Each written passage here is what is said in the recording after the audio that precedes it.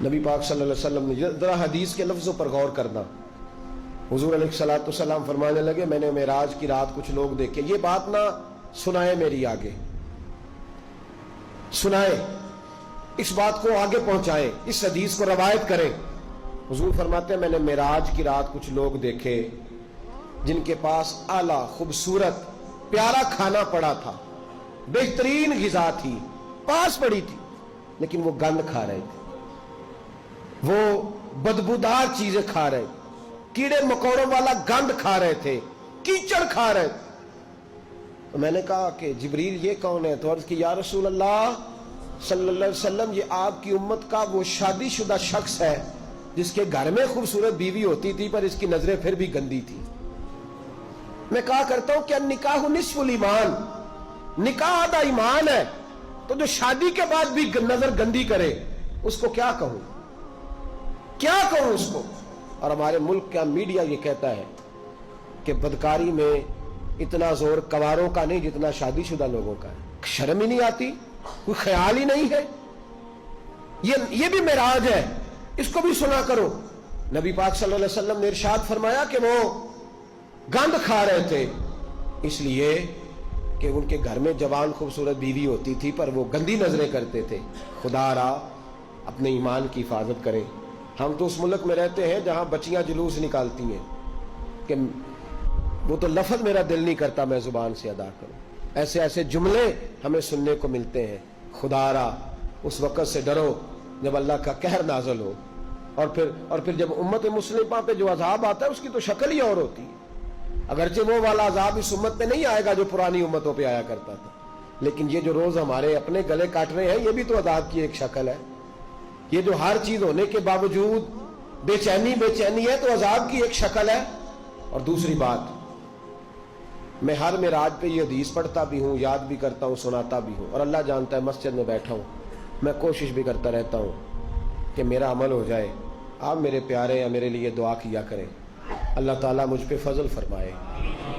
ہزاروں لوگ ہیں میری بات سننے والے، اور ہزاروں لوگ مجھے مل کے کہتے ہیں ہم بدل گئے، آپ کی فلاں بات نے بدل دیا. تو میں دعا کرتا رہتا ہوں کہ یا اللہ مجھے بھی بدل دے. میں یہ جو لوگ کہہ رہے ہیں مجھے اس کے قابل کر دے. میرے نبی پاک علیہ الصلوۃ والسلام نے فرمایا میں نے معراج کی رات کچھ لوگوں کو دیکھا، ان کی زبانیں کینچیوں سے کاٹی جا رہی تھیں، چیخ رہے تھے. میں نے عرض کی مولا یہ کون ہے؟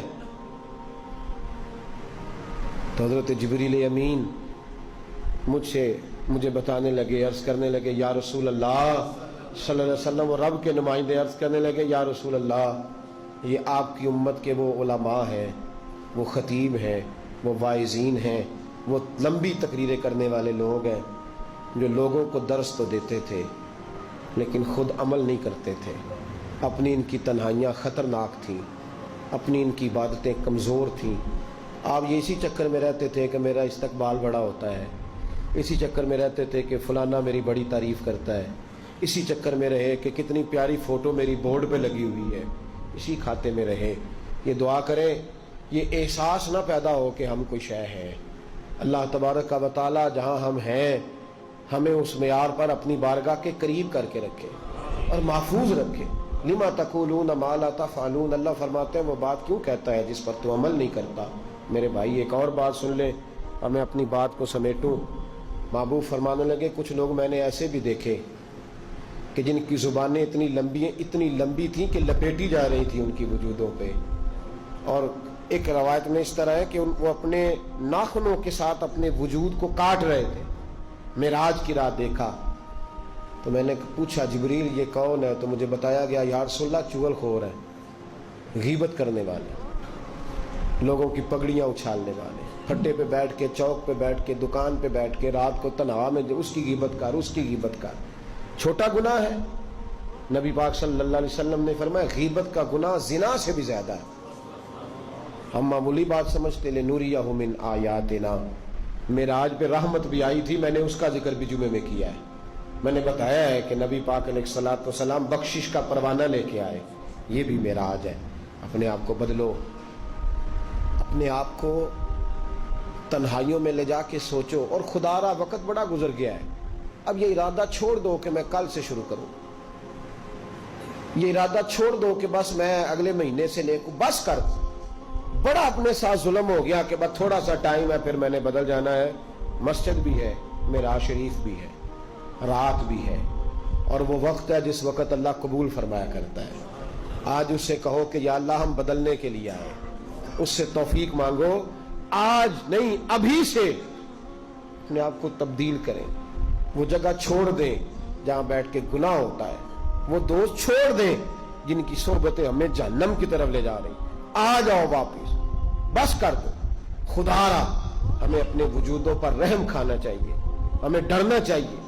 تو معراج کی یہ نشانیاں ہمیں رسول کریم علیہ الصلوۃ والسلام نے عطا کی ہیں۔ رب کریم ہم سب کو اپنے محبوب کی سچی غلامی عطا فرمائے، اور حضور علیہ الصلوۃ والسلام کی صحیح فرما برداری کے اللہ ہمیں موقع نصیب فرمائے۔ اللہ توفیق عمل عطا فرمائے۔